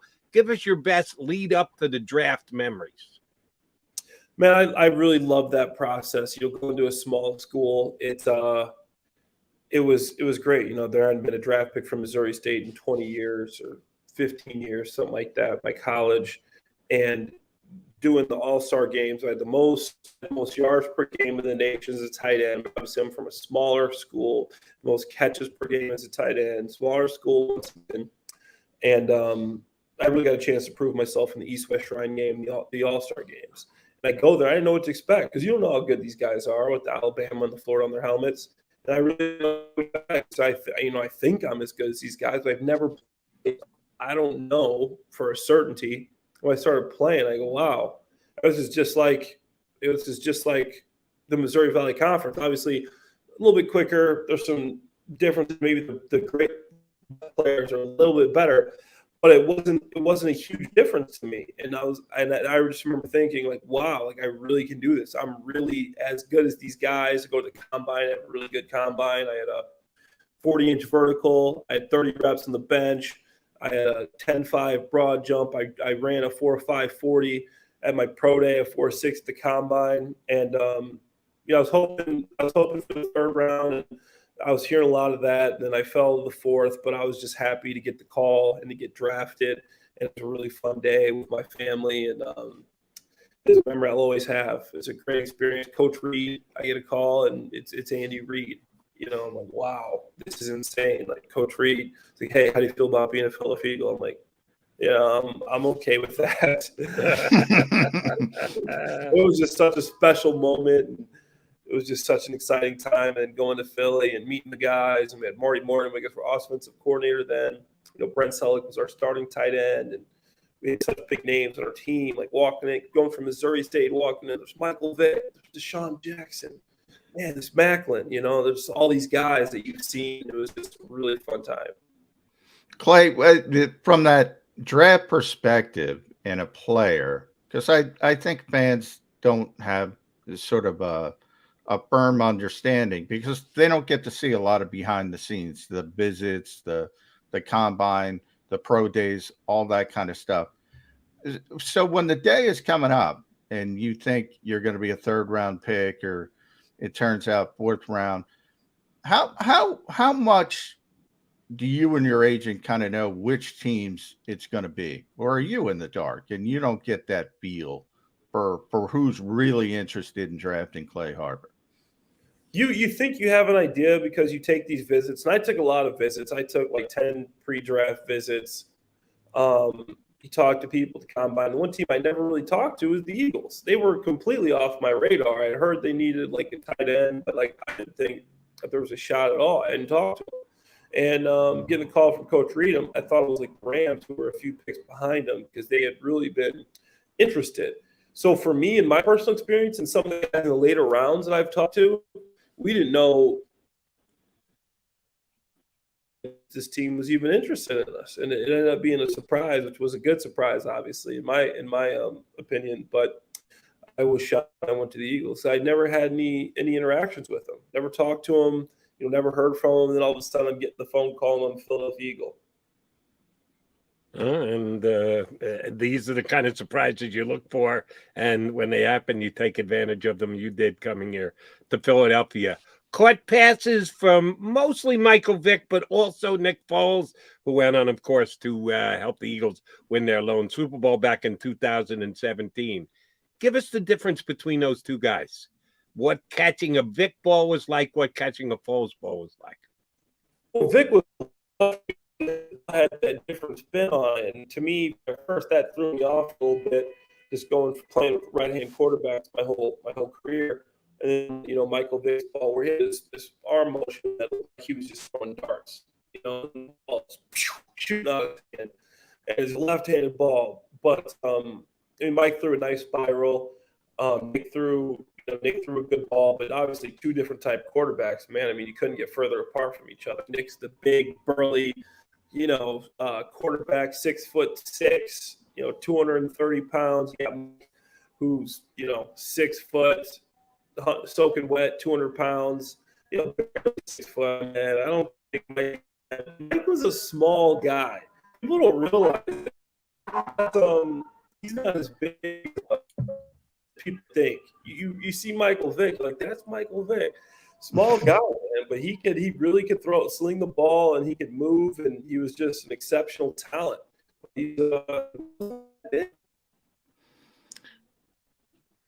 Clay, Michael Vick is one of those guys. When I've talked to NFL players over the years, there's certain guys. One right now is Aaron Donald. I used to talk to Brandon Brooks, and Brandon arguably was the best right guard in football for a couple year period, and he's just in awe of Aaron Donald. They used to talk about players about Randy Moss, and they were in awe. Is Mike Vick kind of that guy? Because I've heard so many players just talk about his just raw physical ability as a quarterback. Is he one of those guys that kind of spawns that even from his peers, saying this guy's a little bit different? Oh, yeah. I remember that my rookie year when Mike Vick came in the game, it was against the first game of the season. We were in the Kelly Green uniforms. We were playing against the Green Bay Packers. Kevin Cobb starts. He ended up getting hurt, and we're getting the our brains beaten at that point. We're getting crushed. Mike Vick comes in and just has this incredible game. He's running up and down the field, and I caught myself a few times forgetting I was actually playing in this game and just watching. I want to step out of it, Clay. You got to go in here whenever they call 2 tight end sets. But yeah, he was one of those guys. You would see some things, and you and the players would just look at each other and you'd shake your head like, wow. Like, yeah, this guy can play. This guy can do some things that we haven't seen in this league. And that's Mike Vick. He was almost a larger-than-life character. The guy has been talked about so much. #1 overall draft pick, overcoming so much with the legal stuff he's been through it in his career, and then signing a $100 million contract. And everybody liked Mike, a great guy, and he's really larger-than-life guy. It was incredible. It was great to play with him. Man, he was just a super nice dude, down to earth, and was a great guy to go to battle with. Clay, I do want to ask you about your days post-Philadelphia, because we're most concerned with what you did here with the Eagles, because we are Birds 365. Yeah. But afterward, you went to Jacksonville for a good couple of seasons. Yes, you bounced around at the end with the Lions and the Saints and the Patriots. Is there any point where you just said, as much as I love football, and we know how much you love football, the just nomadic aspect of it. You got to be ready to get up and move and find a new apartment, do whatever. It's great for the players who sign their first contract and then stay with their team for 15 years and never have to leave. But a guy like yourself was as motivated as you were to stay in the league, had to go from team to team to team. How did that play for you? Yeah, it's a crazy thing because people, when they think of NFL players, they always think about these guys that are signing the $100 million contracts and $50 million contracts with the team for years. And looking back, I definitely made some mistakes as far as where I went. After Philly, I go to Jacksonville. It's a good 3 seasons there. And they wanted to sign me for a longer 3-year deal at the end of my contract. So I'm like, I could probably stay here. I've been here for another 3 years, be a Jaguar. But I had an offer from the Patriots for 2 years. And going back and forth, I'm like, should I stay in Jacksonville? Just, obviously I've really proved myself. I was a much better football player in Jacksonville than I was in Philadelphia. If you ask a fan in Jacksonville versus a fan in Philadelphia about me, they're going to say, wow, Clay Harbor was consistent. He caught everything that came his way. He was a great blocker. Obviously we didn't have success in Jacksonville, but in Philly, I was young and I was still figuring this whole thing out coming from Missouri State. Family said, Harbor was, iffy, ups and downs. He had some drops, whatever. Had a couple good blocks, you let a couple guys go. Complete different places. I really came on my own in Jacksonville. Obviously the numbers are harder to get, but if you have 300 yards, I was a top 40 tight end 3 years in Jacksonville. I had 300 yards twice in Jacksonville. When you're with the worst offense in the league, that's hard to do. Number 32 out of 32. But I regret making that choice to move to New England. Looking back at it, I go to New England because I want to chase the Super Bowl. I want to play with Brady, Belichick. I signed this deal. It was a nice little deal. But I get hurt when I come in there. They obviously had Rob Gronkowski, Martellus Bennett. They had drafted a tight end, and they had another big-time tight end. I make the team. I didn't think I was going to make the team. I'm injured this whole offseason. Make the team. I'm on the team for 5-6 games. Couple injuries. We're going to let you go and try to bring you back. But we don't know. They let me go. The next day, I get a call from Detroit, San Francisco, New York Jets. We want you to come. We've been looking for a tight end. Come out here to Oakland. Oakland actually offered me the best contract, but Detroit told me I'd have a chance to start. I'm like, if I get a chance to start, I'm confident. I think I'm going to play well, get a good contract. It didn't really happen that way. The guy wasn't hurt the way they said he was when I signed there, and then I played with Detroit, but ended up making the playoffs that year. Playing the playoff game, but New England ended up winning the Super Bowl. The team I started with ended up winning the Super Bowl 28-3, and that was fun watching them. But the guys you're in training camp with, the OTAs you're with in the season. It was a weird feeling watching them celebrate on the field. Like, man, I was really with this team. It should have been me. And that's the whole reason I signed. Jacksonville offered me the same monetary contract, an extra year. And it started to bounce around a little bit. Detroit. And then after Detroit offered me a little deal, I ended up signing with New Orleans instead. Then I ended up getting hurt, missed the whole season. Then after that, the next season, my last year, I have a bunch of workouts lined up. I go to my first workout in Buffalo. So it was my 9th season. And on the field with McDermott, Brian Dable, all those guys, I run a dig route that I've ran a million times. I tear my groin on the field. It's a freak accident. I'm out for 6 months, out for the whole season. So I missed that New Orleans season, the end of it. And then this whole season, I tear my groin during a workout. But if you're healthy and in shape, we're going to sign you. You're going to be our number 2 tight end. Missed the whole year, and that's how my career ended. Well, you did have 8 years, though, Clay, and you mentioned your time in New England. So you started with Andy Reid. Yeah. You had time with Bill Belichick. In those 8 years, you arguably played for the 2 best coaches of this generation. Do you ever sit back and think, wow, what kind of, influence those types of coaches had on my career? And you mentioned Jacksonville and obviously some other situations you were in that weren't as successful as Andy and Bill have been. How much of a dichotomy is that when you see the best and everybody can't be the best? If everybody was the best, then there wouldn't be anybody who's at the top of their profession. So just curious if you noticed the difference between that top tier level of coaching and other situations? Yeah, when I mean, I went from Jacksonville to New England in 1 year. I mean, you couldn't have went from a worse team to a better team. I literally went from the worst to the best, and what I noticed as soon as we got there, I was like, well, I mean, this is a business, man. This place is the accountability level, and what you're asked to do in New England is much higher. In Jacksonville, it's fun. I mean, we love the environment, but we're losing. Coaches were great. They were fun guys to play for, but we couldn't win games. In New England, it was business. You're going to do this, or you're not going to be here. And it was just more of a accountability.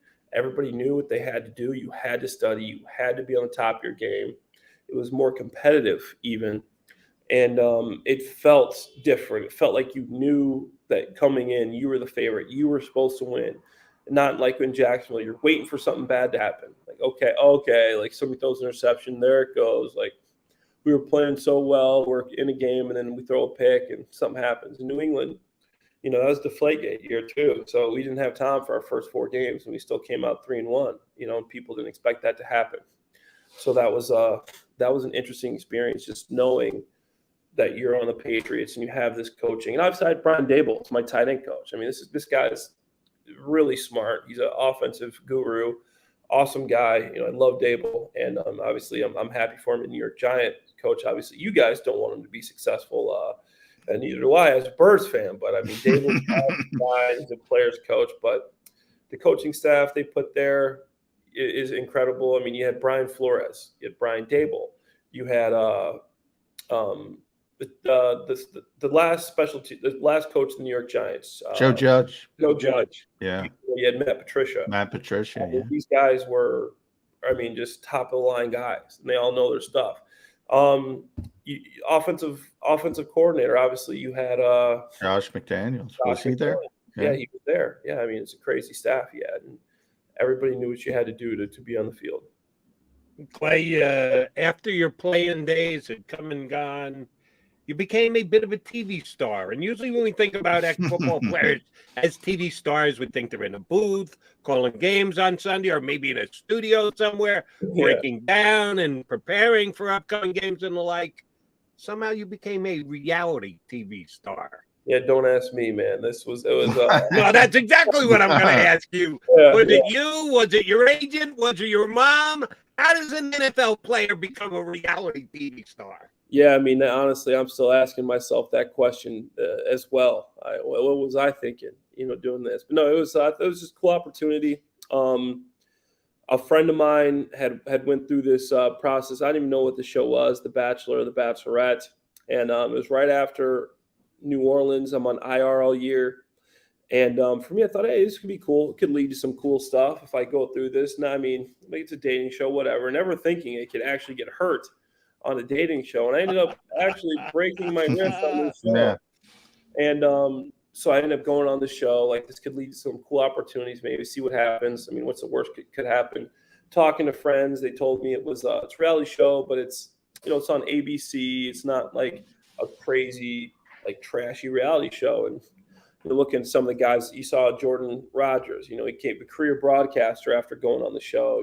Jesse Palmer, a former draft pick. There were some guys that had done it before and really helped their careers out in certain ways. And so, hey, it could be cool. Maybe I'll meet my wife on a TV show. I'm single, and they still decided I could train when I was there. I worked out half the time. I'm going on a date with this woman that happened to be a really, really nice girl. And unfortunately for me, I ended up breaking my wrist and had to go home.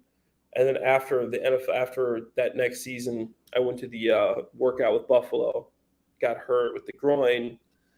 I went back on a spinoff show of that network, and that's basically it. I was like, hey, I'm not playing football anymore. Maybe this could lead to something. And kind of just where opportunities arose, seeing what could happen with them, and really just taking chances. And looking back, I think maybe I shouldn't have went on there if I could take it all back. But hey, it was a cool experience. I made a lot of friends, and it was something. I'll have a lot of stories to tell to my grandkids. Yeah. Sitting at the table in a few years.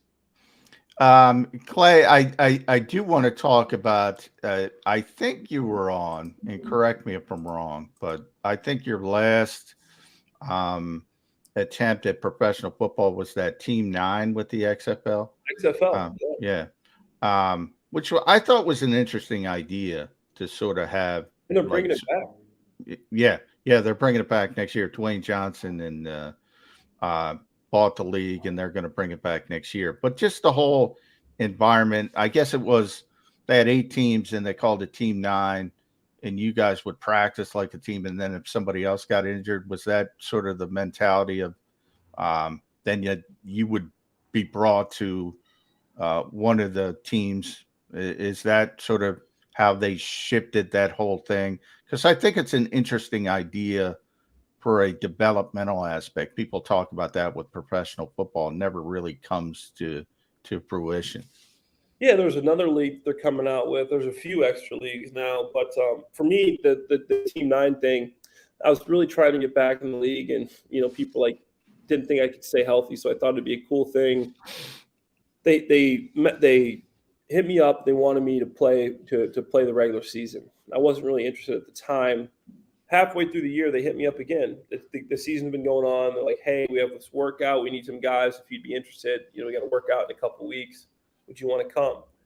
I'm like, "No." I'm like, "No." But then I started thinking, like, why not? Like, what's the worst that could happen? Like, if I go out here to this thing, maybe I play well and I've got some tape, and then there's a NFL team. This was still back in 2020. It was only a couple years out. That needs a tight end, and they're like, "Hey, we know this guy can learn a playbook. He can play some special teams. I mean, look at his tape. Obviously he's playing the XFL, but he's still got some juice." So I said, "Whatever. I'm gonna go to this workout." So I go to the workout and absolutely murder it. Like, I'm feeling good. I'm running crisp routes. Everything's going well, and afterwards I'm like, "Wow, this was crazy." So then you go home, and I knew I did well. And then a week later, the guy was like, "Yeah, obviously, you crushed this workout. We want you to come." But the way they did it is in the middle of the season, if you sign with the XFL, you have to go to Team 9 for X amount of days until somebody needs you. And you have to be there at least five days or a week. So I go there for the week, and I was about to sign with the Dallas Renegades. Literally about to sign, playing the week of practice. I'm feeling great. I feel like I'm 25 again. I'm running routes. I can't be guard. Obviously, it's the XFL, and you're playing against inferior competition than I was used to in the NFL. But there was still some talent there. Receivers, the defensive backs, these are talented guys that just needed to be refined a little bit. I thought there was a lot of skill and talent there, in my opinion. And right before I was about to sign with the Renegades, pandemic hits, they shut down the league. I go, "Wow, there goes my comeback attempt." I was playing well, body's feeling great. I just want to get a few games of tape on. As soon as I signed, about to sign with the Renegades, team XFL's over because of the pandemic. So that was unfortunate, for me there. It truly is. All right, last question for me, Clay. You kind of touched on it. You mentioned about Brian Dable, and we wouldn't be rooting for his success with the Giants because we're Birds 365. And you said, me as an Eagle fan. I'm strapping you to a truth-o-meter here. Who are you a fan of? Where you grew up, the teams that you played for, the coaches that you played for, a couple of your teammates still in the league, probably pretty good friends. Going into 2022, if you're not associated with a team, nobody's reaching out, you're just kicking back, relaxing, and watching the NFL because you're a football guy. Who are you rooting for? So I got 3 teams. There's 3 teams, and I guess I can rank them for you guys. I haven't really thought about ever ranking them, but rank them. Yeah, growing up, my dad, even when I got drafted, he'd come to games. I mean, where I'm from Chicago, I'm a Bears fan. I'll always be a Bears fan. Bears have my heart. My dad would come to my games. We're playing against the Bears my rookie season in Chicago. I have 3 catches. He comes to the game with an Eagles hat, my jersey and a Bears hat on. Did not have the Bears stuff on. I go, "Dad, your son is playing in the game," and "I can't help it, man. I'm a Bears fan, and at least I got your Eagles jersey on." I'm like, "All right, Dad, appreciate you at least showing some love." But he had his Bears cap on. This guy's understandable. Yeah, and then the Birds, the team that drafted me. I had some good times in Philly. Loved my time there. Still got some teammates there too. It's cool to watch. Kelsey's still there. Brandon Graham, a guy from my draft class. I mean, Fletcher Cox, Lane Johnson, guys that I played with. Zach Ertz obviously isn't there anymore, but there's still some guys. There's still some veterans in that locker room that I remember playing with, and we had some good times back in the day. So Birds, Eagles, one of my teams, and the Jaguars. In Jacksonville, I really played the best football of my career. I regret leaving there. I should have stayed in Jacksonville for that 3-year contract and stuck it out with the Jags. I love the organization. Obviously, they've had struggles. The city of Jacksonville is great. But to rank them, okay, I don't know. But I'll be a politician, man. It's all an even tie. Nah, you got to go Bears. Come on. You're a Chicago guy. I'm a Chicago guy. I do. But honestly, I find myself watching and talking more about the Eagles. Like on Twitter, if I'm talking sports, I follow the Eagles and the Jags more. I feel like more of a connection there because I actually played there. But in my heart, my family, everybody's Bears fans.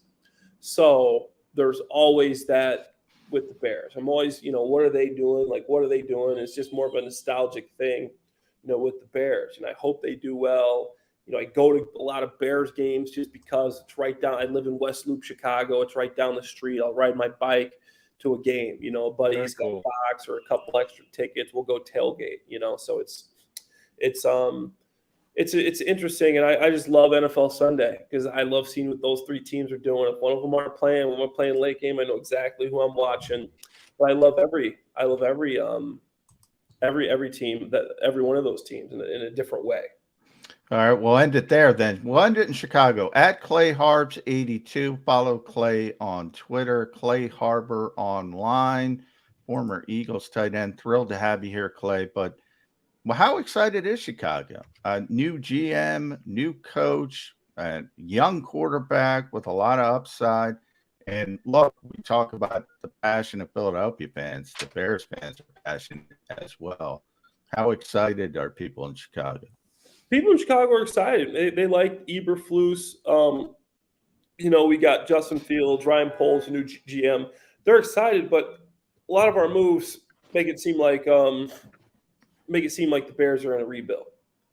You trade away Mac. You haven't really signed any big names in free agency. You're being very selective there, and I think it's obviously geared towards a rebuild. You don't have a big name receiver. You signed a couple offensive linemen, but the general consensus is they're going for a rebuild. And I think that I kind of disagree with it because, you look at Devontae Adams is gone. Obviously, you got Aaron Rodgers there who's going to be there for several years to come. But I don't think you got the Vikings. You get the Lions coming off one of the worst seasons in history. The Vikings had an okay season, but they didn't make the playoffs. Kirk Cousins, great year, great numbers, can't win games. And obviously you got the Packers who have dominated that division and dominated the Bears. But you look at last season, they're not doing anything in the playoffs. Like Jimmy Garoppolo comes in and beats them. So I think that the division's open right now, but the Bears are really taking this rebuild mentality and mindset. I don't think polls would actually call it that, but the consensus out there, I've talked to a lot of the sports writers. I've been on ESPN 1000 a couple times, NBC Chicago, talking ball, talking Bears. And the consensus is it's sort of a rebuild season, but hopefully we get surprised because there's not as much. People aren't really expecting much, and I think sometimes when that happens, you'll get surprised. But I'm hoping Fields. The season lies on Fields. Much as it does Hurts. These guys are similar. Obviously, Hurts is much further along than Fields. Fields had a tough season.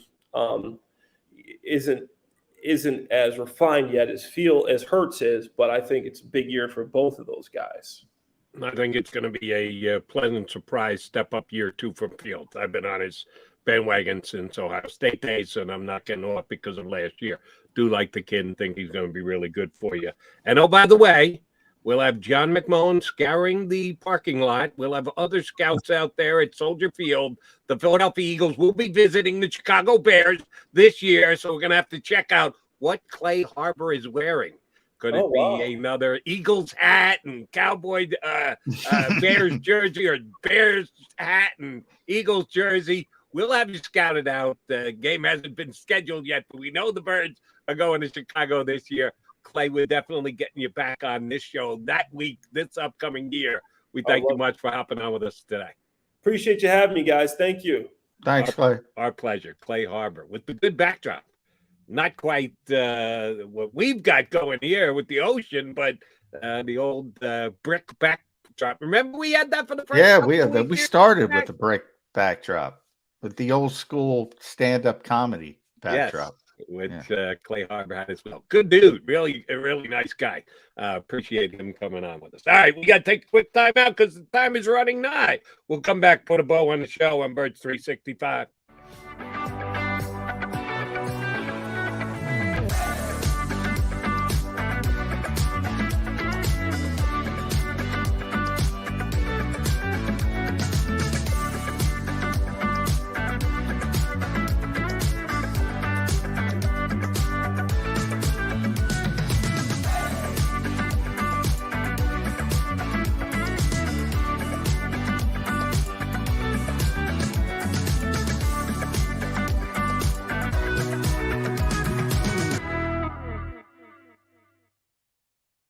Imagine for a moment that you went to work today and when you came home, you were catastrophically injured. Your life and your family's life. That's what happened to union construction worker Mike Little. I was scared of what the end was going to be, but to be 100% honest with you, I knew I was going to be all right just by talking with Brian. In my heart, I just knew everything was going to be all right. Call the firm and find out why they say, "We got this." Call 215-458-2222. At Stateside Vodka, every new customer gets the world's best rocks glass. Free. What's that? A rocks glass? You're telling me that bottle is cut in half? You could say that. Holy shit. And you're telling me I can get one of these glasses for free? That's right. One free rocks glass per customer with each first-time purchase of Stateside Vodka. So good, it just disappears.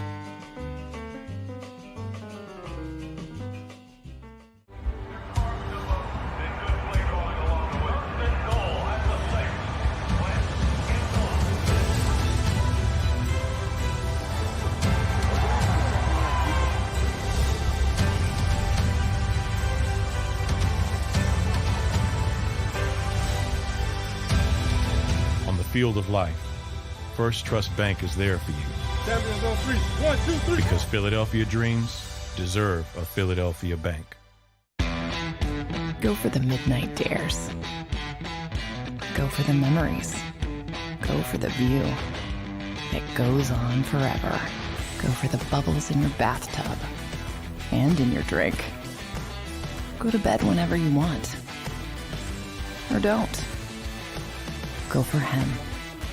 Go for her. Go for the win. Go to Ocean Casino Resort. Book your trip at theoceanac.com.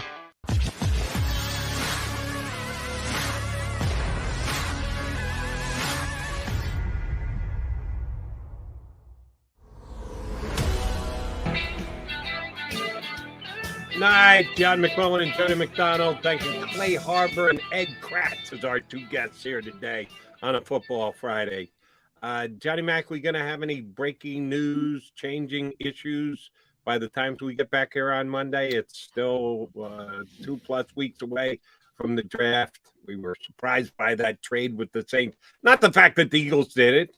We're still trying to figure out why the Saints did it, but the fact that it was a solid 3 weeks plus ahead of the draft, the calendar is something we have to keep an eye on day in and day out basis. Why do I fear not even good speculation breaking this weekend for us to talk about? No, you'll have some speculation. Even if it's just the top 30 visits, you'll have some speculation. Depends on news. I don't think Honey Badger's making a decision over the weekend. Well, he's still got to get in the best shape of his life. Yeah, he's working on that. Well, he's still got people spinning the narrative. So yeah, that tells you he's going to wait a little bit. Now, who knows? The Saints might say nope, no thanks. The Rams might say nope, thanks. and there might be no other options, and the Eagles say, yeah, come on in. And then your dreams of Kyle Hamilton are dashed if you have any of those dreams. Can have the dreams, but I think reality, cold harsh reality, is going to jump up and bite him. He's going to be off the board long before.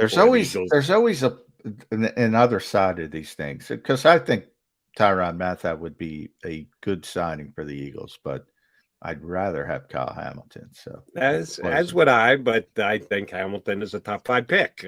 Somehow, if he falls down to 11 and Eagles don't go get him for 15, then we'll critique the Eagles on that.